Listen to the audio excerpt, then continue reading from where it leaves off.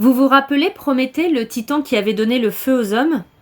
Eh bien, le fait de l'avoir enchaîné à un rocher n'avait pas suffi à apaiser la colère du roi du ciel.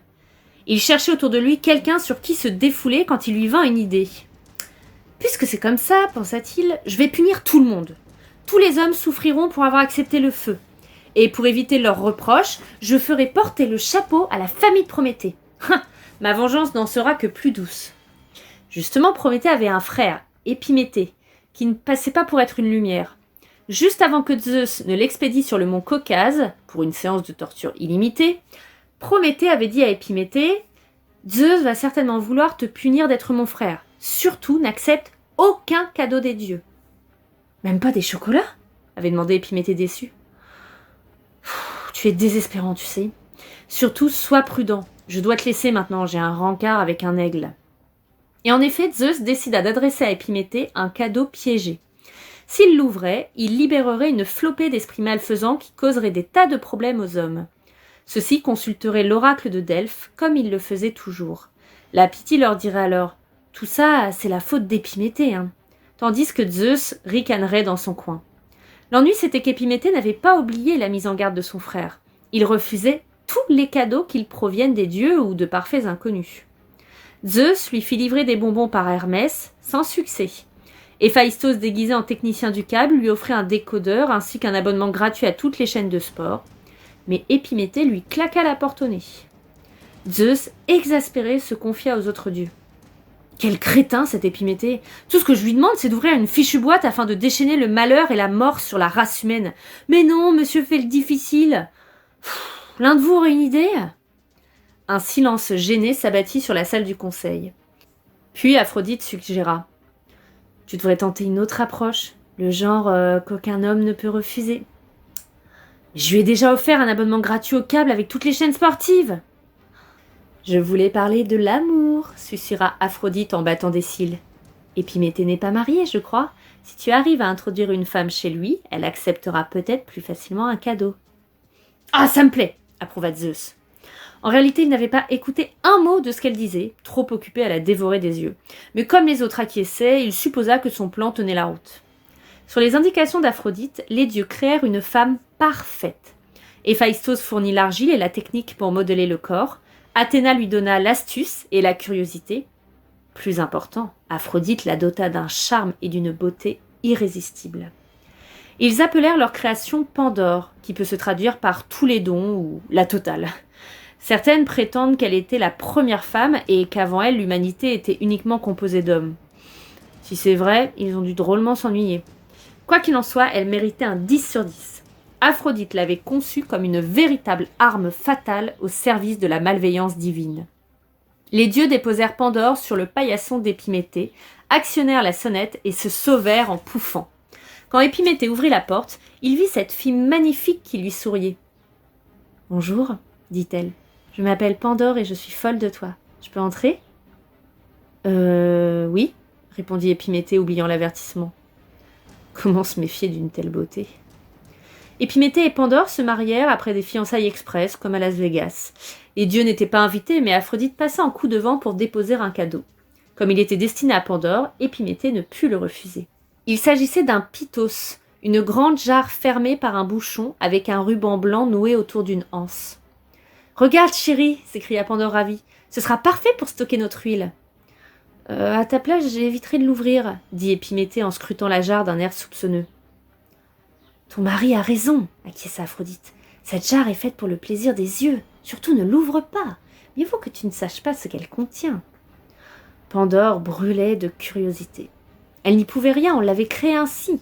Bientôt, elle n'eut plus qu'une idée en tête, ouvrir la jarre. Elle résista à la tentation durant plusieurs jours, mais un matin, alors que son mari se trouvait au jardin, elle s'assit face à la jarre et la regarda, s'efforçant d'imaginer son contenu. Pourquoi la lui avoir offerte si elle n'avait pas le droit de l'ouvrir? C'était trop injuste.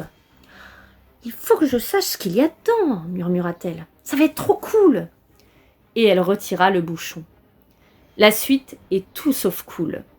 Zeus avait enfermé dans la jarre un gazillion d'esprits malfaisants. Sitôt libres, ils se répandirent à travers le monde à la vitesse de la lumière, y semant la désolation, la famine, la mort, l'halitose et l'intertrigo, entre autres mots dégoûtants. La vie des hommes, qui n'avait jamais été un long fleuve tranquille, devint 1000 fois plus difficile. Ils se seraient probablement tous jetés du haut d'une falaise comme ces folles de princesses athéniennes, si un esprit bénéfique n'était pas resté au fond de la jarre. Elpis, l'espérance, demeura parmi les hommes pour les empêcher de baisser les bras. Grâce à elle, ils pouvaient toujours croire que leur situation finirait par s'arranger. Vous vous êtes toujours demandé pourquoi les hommes souffraient tant ? Eh bien, c'est à cause de cette fichue jarre. Et là, on a tous envie de crier « Merci, Pandore, bien joué !»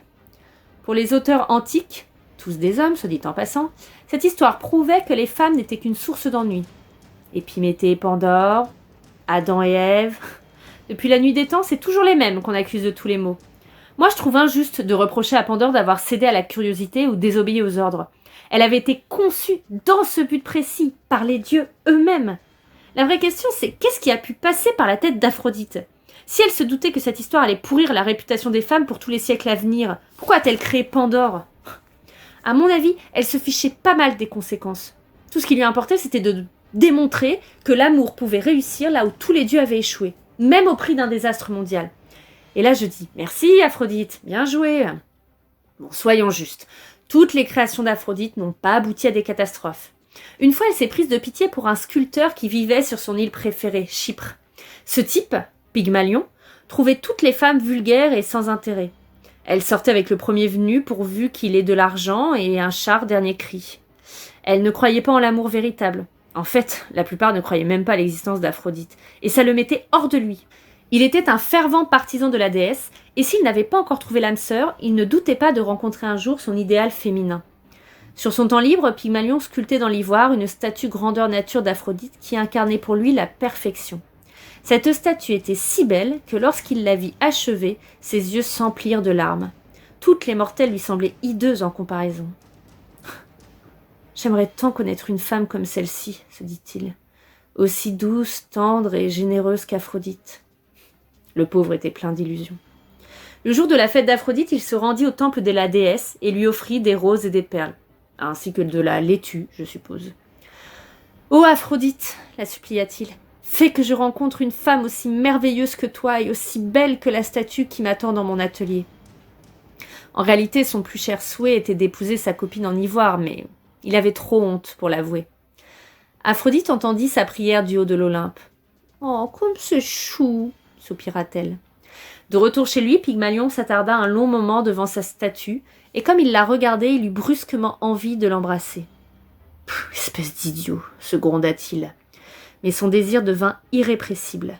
Après s'être assuré que personne ne pouvait le voir, il monta sur le piédestal de la statue et lui donna un baiser. À sa grande surprise, ses lèvres étaient chaudes. Il l'embrassa de nouveau et, quand il s'écarta, il avait devant lui une femme de chair et de sang, si belle que son cœur se serra. « Je t'aime, » lui murmura-t-elle.